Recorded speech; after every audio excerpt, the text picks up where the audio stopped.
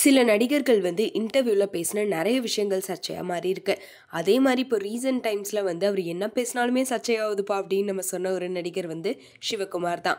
ஏன்னா சூர்யாவோட ஆடியோ லான்ச்சா இருக்கட்டும், இந்த மாதிரி நிறைய இடங்கள்ல சிவகுமார் பேசின விஷயங்கள் பெரிய சர்ச்சையாவே மாறிட்டு இருக்கு. அது மட்டும் இல்லாம அவர் எப்பவுமே வந்து மனசுல பட்ட விஷயங்களை ரொம்ப ஓப்பனாவே பேசிடுவாரு. அந்த விஷயங்கள் வந்து எப்பவுமே ஒரு ட்ரெண்டா தான் போயிட்டு இருக்கும். அதுவும் நிறைய பேர் வந்து சூர்யாவோட படங்கள் சக்சஸ் ஆகாத காரணம் சிவகுமார்னால தான் அப்படின்ற மாதிரியும், அவர் இந்த மாதிரி ஓப்பனா பேசுறதுனால தான் வந்து அவரோட படங்கள் ஓட மாட்டுது அப்படின்ற மாதிரியுமே சொல்லிட்டு இருந்தாங்க. இந்த நிலையில இப்போ ரீசெண்டாக சிவகுமார் கொடுத்த ஒரு இன்டர்வியூல ரஜினி கமல் பத்தி பேசியிருக்காரு. அந்த விஷயங்கள் இப்போ சோஷியல் மீடியால வைரலா போயிட்டு இருக்கு. அதாவது சினிமாவை பொறுத்த வரைக்கும் ஒரு ஹீரோ அப்படின்றது தான் வந்து உச்சக்கட்டம். ஹீரோவா நிற்கணும் அப்படின்றதே வந்து ஒரு பெரிய விஷயம் தான். அந்த வகையில் நாசரை எடுத்துக்கிட்டா அவர் நிறைய படங்கள்ல ஹீரோவா ட்ரை பண்ணாரு. பட் ஆனால் ஒர்க் அவுட் ஆகாம திரும்பியுமே வந்து அவர் வந்து வில்லனாவே நடிக்க ஆரம்பிச்சிட்டாரு. ஆனால் அதில் ரொம்பவே அதிர்ஷ்டக்காரன் வந்து ரஜினிகாந்த்னு சொல்லலாம். ஏன்னா ரஜினி ரொம்பவே கொடூரமான வில்லனா தான் ஸ்டார்டிங் நடிச்சிட்டு இருந்தாரு.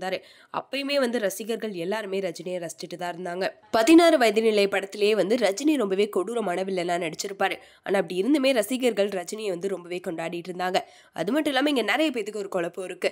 புவனா ஒரு கேள்விக்குறி படத்துல நான் விட்டு கொடுத்தா ரஜினி வந்து ஹீரோவானார்னு சொல்லி, ஆனா தாயோட கருவறையில இருக்கப்பயே இவங்களுக்கு இதுதான் சொல்லி முடிவாயிருக்கும். அந்த மாதிரி தான் ரஜினி வந்து ஹீரோவாகணும், சூப்பர் ஸ்டார் ஆகணும் அப்படின்றத அவரோட இடத்துல வந்து எழுதியிருக்கு. அப்படி இருக்கப்போ சிவகுமாரால் அதை எப்படி தடுக்க முடியும்? அப்படி பார்த்தா 16 வயது நிலை படத்துல வந்து ஹீரோவா கமல் தான் நடிச்சிருப்பாரு. ஆனா கமலாலேயே வந்து ரஜினியை தடுக்க முடியல அப்படின்னுமே சொல்லியிருக்காரு. நான் வந்து 2005 நடிக்கிறத நிறுத்திட்டேன். ஒருவேளை இப்போ நான் நடிச்சிருந்தேன் அப்படின்னா ரஜினிக்கு அப்பா வேஷம் என்ன போட சொல்லியிருப்பாங்க. ஆனா நான் வந்து ஒரு ஓவியன், மேடை பேச்சாளர், இதுதான் என்னோட அடையாளம்.